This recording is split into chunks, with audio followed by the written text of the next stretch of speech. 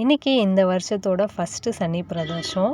சனிக்கிழமையில பிரதோஷம் வந்தாலே ரொம்ப விசேஷம். ஸோ நம்ம வந்து சனிக்கிழமையில வரக்கூடிய பிரதோஷத்துக்கு நம்ம கோயிலுக்கு போனோன்னா, அந்த வருஷம் ஃபுல்லாக வரக்கூடிய பிரதோஷத்துக்கு கோயிலுக்கு போனதுக்கான பலன் கிடைக்கும்.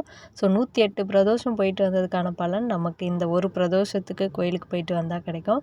நம்ம வந்து சனி பகவானால் ஏற்படக்கூடிய 7:30 சனி, அஷ்டமத்து சனி அந்த பாதிப்புலேருந்து விடுபடுறதுக்கு நம்ம சனி பிரதோஷத்தில் சிவபெருமானையும், நந்தி பெருமானையும், அம்பாளையும் வழிபட்டோன்னா நல்ல பலன் கிடைக்கும்.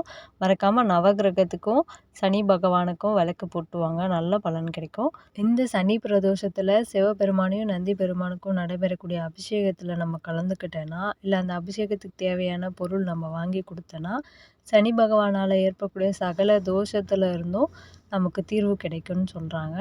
ஸோ வந்து மறக்காமல் பக்கத்தில் இருக்க சிவன் கோயிலுக்கு போயிட்டு அங்கே நடக்கக்கூடிய அபிஷேக ஆராதனையில் கலந்துக்கோங்க. இன்றைக்கி சனிக்கிழமைன்றதுனால நான் ஆஞ்சநேயர் கோயிலுக்கும் போயிட்டு ஆஞ்சநேயரையும் வழிபாடு பண்ணிட்டேன். நெக்ஸ்ட்